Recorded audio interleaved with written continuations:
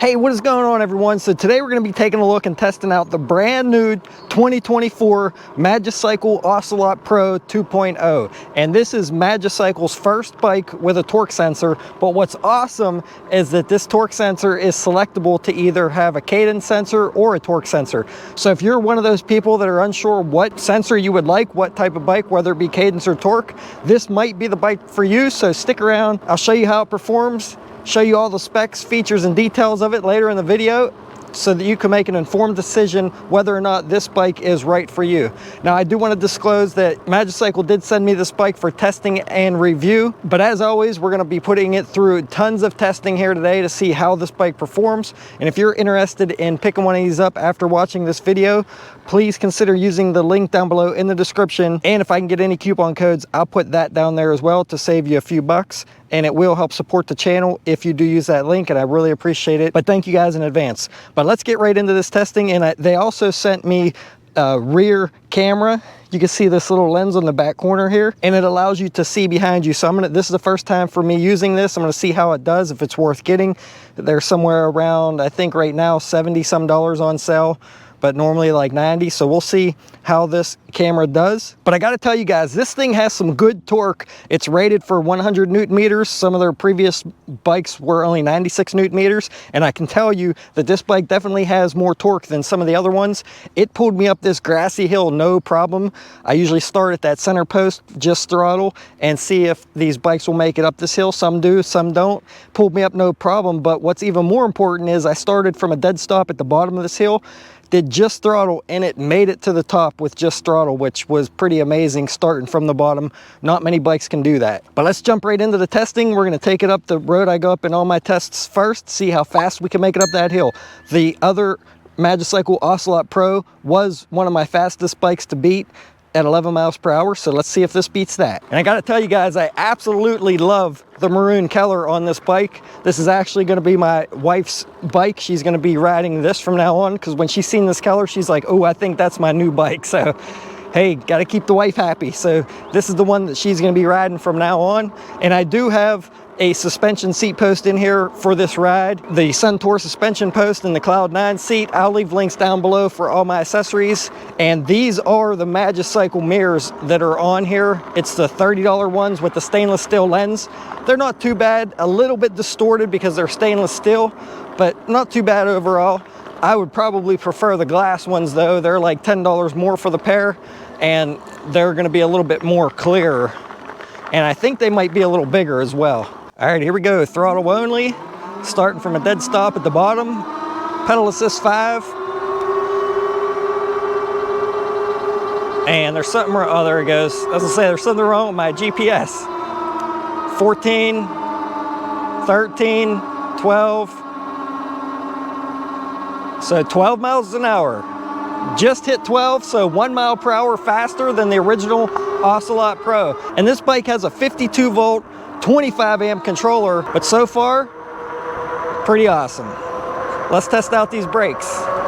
So this bike is using a pair of Tektro hydraulic disc brakes, coming down to 180 millimeter rotors in both the front and the rear of the bike. And as always, I've never had a problem with Tektro brakes, so we'll see how these ones do going down this hill. Should stop me, no problem. Nice and quiet. And Magicycle has been one of my favorite brands to review because their bikes are just really good performance. Seems like really good quality as well. Oh yeah, no problem stopping. And I've never had an issue with any of these bikes yet. So now I'm gonna show you a little bit about the torque sensor. Right now we're in torque sensor mode and I'm in pedal assist 5, the highest level. If you start out in gear 7 like I did and you're putting a decent bit of pressure on the pedals, it is going to jerk you a little bit. But you can see here pedal assist 5, and I can go really slow by not putting a lot of effort into the pedals. If I want to go faster, I push harder on the pedals and it starts taking off. And that's what's awesome about a torque sensor. Now, if you don't want a torque sensor and you just want to fake the pedal rotations and it take off, you can hold this I button down right here and it changes the T on the display to an S. And now it's in cadence sensor mode, so when I just start rotating the pedals, acting like I'm pedaling but not putting any effort in, it takes off. And that's what a cadence sensor does. It basically just senses the rotations of the pedals and not the effort that you're putting in, and it just sends full power of whatever level you're in to your motor. So it's outputting over 1,000 watts right now. Now if I go back to torque sensor mode, I could just pedal N5 pretty easily, go nice and slow, and then if I want more effort, push harder on the pedals and go faster. Now this is going to be a little bit harder to make it up hills with a torque sensor, but on Magicycle you have full throttle no matter what pedal assist level you're in, so you could just override that torque sensor with the throttle and it'll take you right up the hill no problem without putting much effort in at all. So that's what I love about Magicycle. And what's awesome is on all their newer bikes you can actually have pedal assist turned off but still have full throttle. So you can pedal this like a normal bicycle with no assist at all. And then if you need a little bit of power to help you out, you can just hit the throttle and take off. So that's another nice feature, that they give you throttle and pedal assist 0. Not many bikes do that either. Then you can go to P mode, which is basically everything's turned off. It'll be just like a normal bicycle. You have no power anywhere. So it turns the throttle off, pedal assist off, everything. So I'm gonna stay in torque sensor mode throughout this ride because like I said, I like torque sensor mode and I could just override it with the throttle and still get up to the max speed, which is supposed to be 28 miles an hour. We'll be testing that out. But what's also nice is you can go into the display settings here by holding the up and down arrow. Oh, there's a car behind me. That rear camera worked good. So you can hold the up and down arrow down and it takes you into the display setting, and it's very intuitive, very easy to read. This is where you would adjust your speed, reset your trip. But what's nice is you can go in the advanced settings and go to your power set. Right now I have it set on 0 to 5 levels, and you can set each one of those levels. I have mine at 20, 40, 60, 80, and 100. But you could change that from 3, 5, 7, or 9 levels of assist. I always like 5. I feel like 7 or 9 sometimes is too much, especially with a torque sensor. But that's awesome that you can go in and change each one of your levels, especially if you're riding with somebody that has another electric bike and you're trying to match their speeds. Honestly, it wouldn't be too bad with this because it has a torque sensor. It'd be pretty easy to match.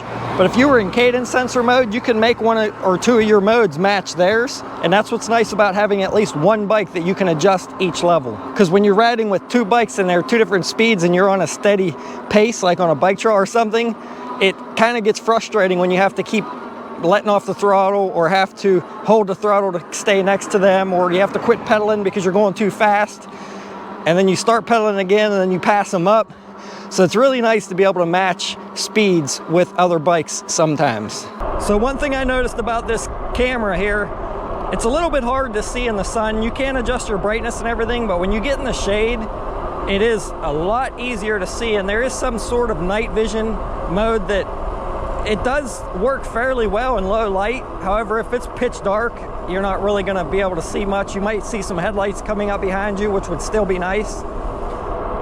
But in this shaded area here, really nice. It is going to be a little bit small for maybe being able to see a car coming up on you sometimes, but honestly it's working really well here on these back roads in the shaded areas. Like I said, if you're in direct sunlight and the sunlight's hitting the screen directly, it's not going to work too good. You're not going to be able to see it very well. So we're getting these brakes nice and hot going down this hill. We'll see how good they stop me at the bottom. Should have no issues at all. Yeah, I'm really liking that rear camera so far.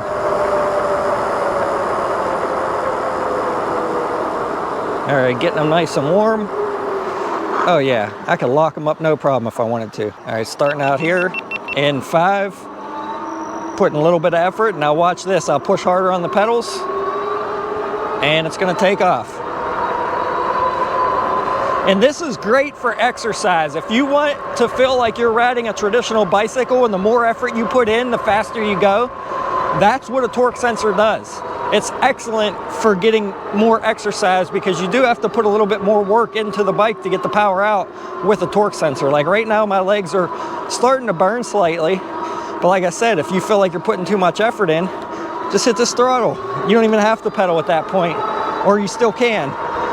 Now, I do feel like I run out of pedal before I hit 20 miles an hour. I don't know what it is with all these bike companies that have bikes that go 28 miles per hour, but they only gear them for going 20. So it would be nice to see an updated freewheel on the back, like an 11 to 28, but this one has a 14 to 28 freewheel. So even in your top gear, 7th gear, you can see that's what gear I'm in now. This is 20 miles an hour, and to me, that's almost a little bit too fast. I would prefer to be pedaling like this at 20. So you can imagine, I'll show you what it's like pedaling at 28 miles an hour when we get down here onto a straight stretch.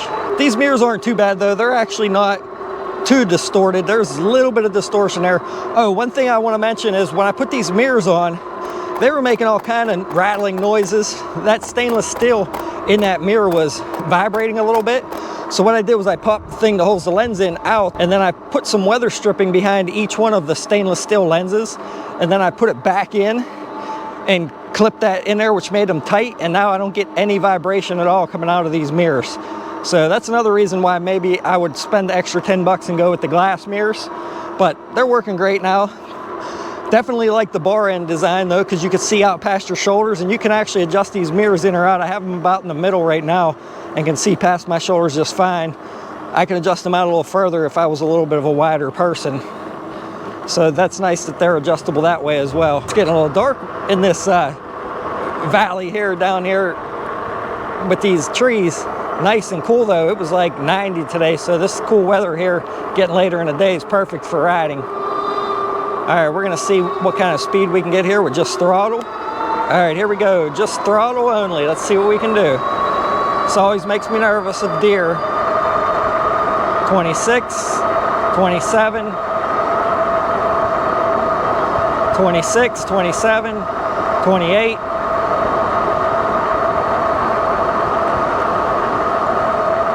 So I've seen 28 miles an hour. My GPS might be fluctuating a little bit, but 28 miles an hour, no problem with just throttle. Now I'm gonna start pedaling, just using the cadence sensor, or not cadence, I'm sorry, I'm on torque sensor mode.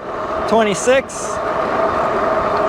27, and this is a cadence at 27 miles an hour, pretty quick, but you can use throttle or change it to cadence sensor mode and just fake pedal it. So pretty easily 26 to 28 miles an hour, no problem.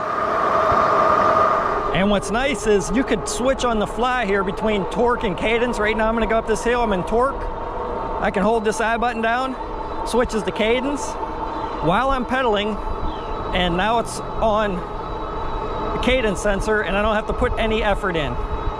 Just spinning the pedals, putting a little bit of light effort into them, and it's pulling me up this hill without having to use throttle. That's what's awesome about being able to switch that torque or cadence sensor on the fly.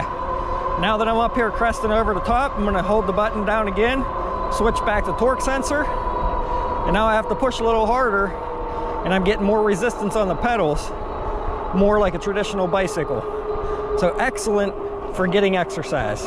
Some people don't like torque sensors because you got to put too much effort in, but this is awesome that you can switch back and forth because then you don't have to decide when purchasing. All right, now we're trying out the suspension a little bit here.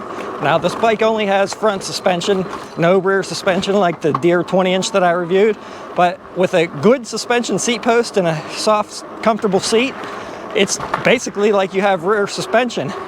Now with this Cloud9 seat and this suspension seat post, the minimum seat height is 33.5 inches. But if you had just the stock seat post in here, it has a really low seat height at 30 inches, so gonna be great for shorter riders. You just won't have as much comfort if you don't put a suspension seat post in.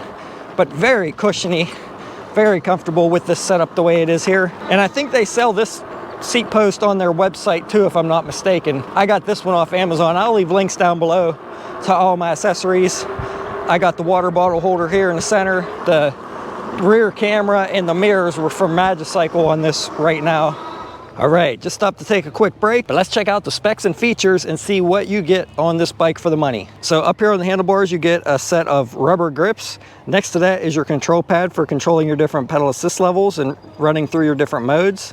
And then a cheap bell next to that. I would definitely upgrade that with an AirTag holder bell. Link will be down below. Over here on the right-hand side, you have a half grip twist throttle. Next to that is your Shimano 7-speed shifter, which leads down to the 14 to 28 freewheel, and it's using a Shimano Altus derailleur to shift through those gears. Coming up the chain, we have a 53 tooth chain ring in the front with a single-sided aluminum chain guard on the outside and a large set of Welgo aluminum pedals. For powering this bike, it's using a 52 volt 20 amp hour battery and a 25 amp controller housed down inside the frame down here to power that 750 watt rear hub motor that peaks out at 1500 watts. Guys are carrying on over there, messing my video up. Don't know if you can hear them. For suspension, we have a hydraulic adjustable front fork with a lockout on the right-hand side. And on the left-hand side, there is no preload adjuster there. That's just a fake knob. Honestly, I don't use the preload adjuster very often anyway, so no big deal for me. You can actually adjust your compression rate with the knob on the right-hand side. And on the rear, like I said, no suspension, but if you throw a good suspension seat post like that SR Suntour, you can also get a cheap $30 post, which I'll link down below, which will do a pretty good job as well. But it just goes up and down. This one goes back as it goes down, so it's a little bit better, but a lot of times those zoom posts work just well enough for most people, and it will definitely save you like $100 going that route rather than paying like $120 for this one. And this bike's sitting on a really nice pair of Kenda Crusade 20 by 4 inch fat tires, and it's awesome that it has the reflective strip around the outside. Always love seeing that for safety. And also for safety, this has a really nice bright headlight on the front, and this little C right here lights up when you turn the light on so that people can see you from the side as well, which is nice. And on the back you have a tail light, which is also a brake light whenever you pull the brake lever. Here's that little camera. This is the lens for it. I'd mounted it right here on the back. Now if you get this camera from them, it doesn't quite fit on these bars. It's a little too big. I put a spacer in there, a piece of rubber that I had laying around, to attach it to this, but you can turn this, you can angle it, whatever you want to do, and then you can see the display up here shows you the picture from behind you. Hi guys. And then, like I said, these are the Magicycle mirrors. They have two different kinds. This is the cheaper ones that were like 30 bucks a set, and they adjust here. And then they have the more expensive ones that are glass instead of stainless steel on the lens. Pretty clear, not too bad. And a lot of you always say that you got the Cloud9 seat and didn't like it. This is one of the ones that I recommend. It has the hole in the center. They're not all the same. They are different comfort levels. I like this one. The one with the springs underneath the back and the hole in the center is more comfortable than this, but then you got those springs to worry about coming down and hitting this rack.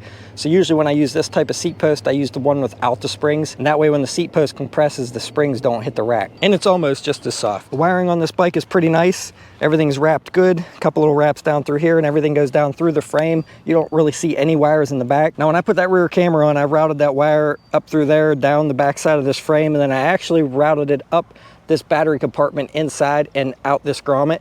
So really nice and clean. You don't see the wire coming up through here for that camera, so that worked out well for me. But like I said, bright sunny days might be hard to see and cars might look a little bit small in there, so I still recommend having a set of mirrors on here for added safety. But what's awesome about this is if my son's riding directly behind me on a bike, I can keep an eye on him, and that's what's most important. And then I can communicate to him with these Sena helmets, which is amazing for communication while you're out riding. And like I said before, for stopping power, this bike's using a pair of Tektro hydraulic disc brakes coming down to 180 millimeter rotors on both the front and the rear of the bike, and a really nice heavy duty adjustable kickstand just like on their other models. And it does include these plastic fenders and the rear rack, which holds 25 kilograms. They do have a rear passenger package kit that you can get, but this rack only holds 25 kilograms, which I think is around 55 pounds.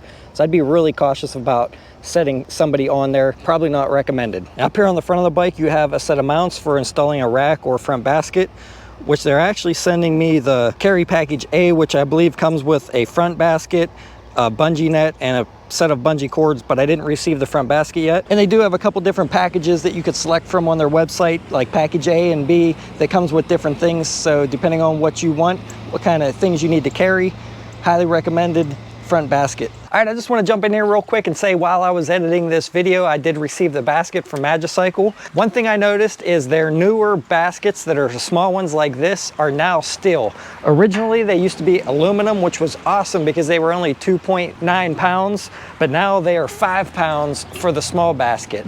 The big baskets are still aluminum, so if you want to go that route, you can get this one, which is only 4.7 pounds. So this big basket is actually slightly less weight than this smaller basket.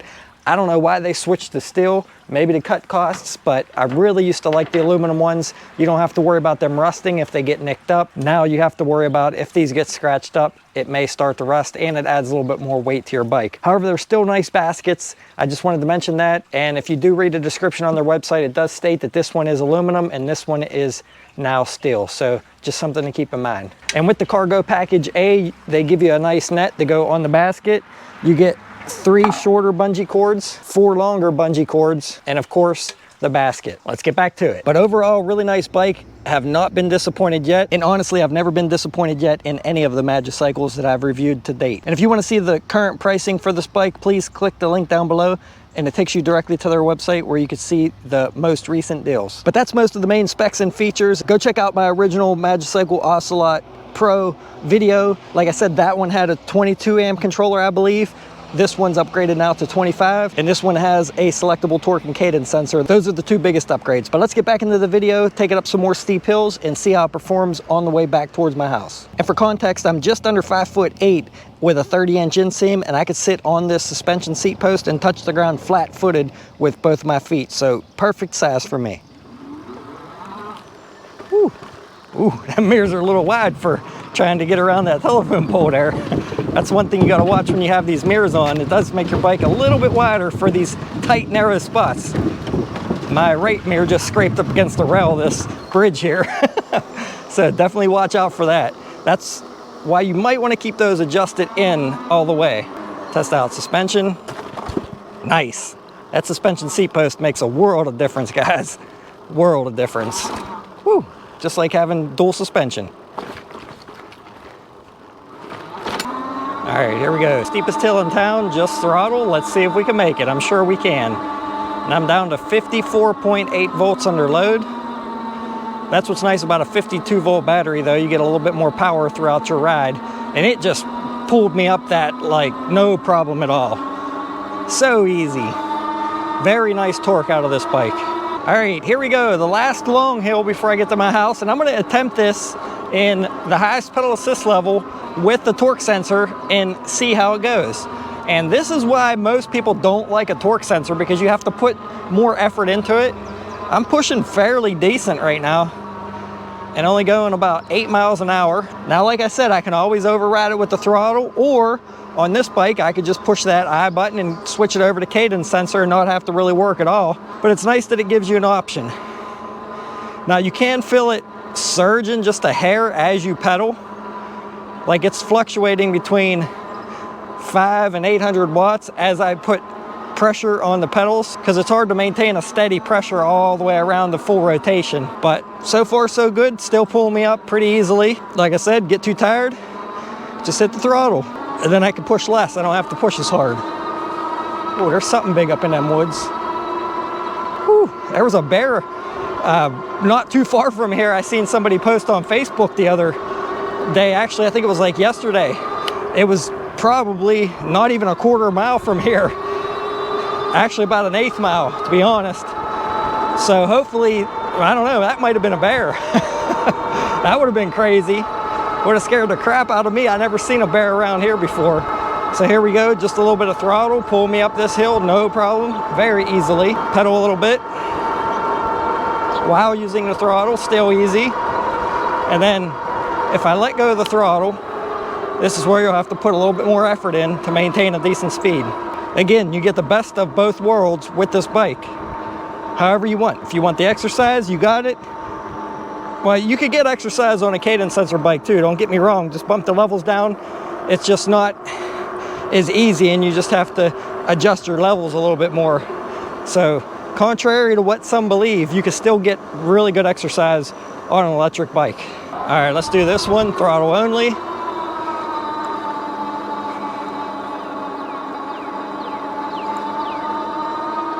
Easy. And this monitor and rear camera says it's rated, I believe, IP68 water resistant. So that's nice to see. There's a charge port right here on the side. A micro USB. Wish it would have been a USB-C, but at least it's rechargeable. Now this does not do recording. So if you want something like a dash cam where it'll record behind you, this is not going to be it for you, but it is pretty decent for seeing behind you, especially if my son was riding back there. I think that's where it's really going to shine, when I'm out riding with him, so I can keep an eye on him when he's behind me a little bit easier. So we're almost to the first hill that I went up in the beginning of the video. We're going to stop at the bottom here, and we're going to see what kind of speed we can go up at now, because now the battery's down a little bit. It was 12 miles an hour in the beginning of the video, and I always start right here at this post on this guardrail.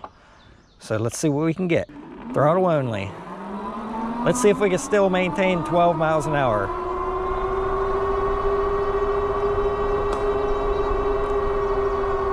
16, 15, oh no, not 15, 14, 13, 12. All right, guys, so still maintain 12 miles an hour. Not bad. Very nice. All right, everyone, there you have it. That is the Magicycle Ocelot Pro 2.0. Let me know what you thought, how it performed, and let me know your thoughts on that selectable torque or cadence sensor, which one you think you would prefer. Like I said, please check out the links down below. Check out some other videos to make sure that this is the bike for you, or if one of the other ones are, please consider using them links when purchasing to help support the channel. Don't forget to subscribe, and I will see all of you around on the next one. Thanks for watching, everyone.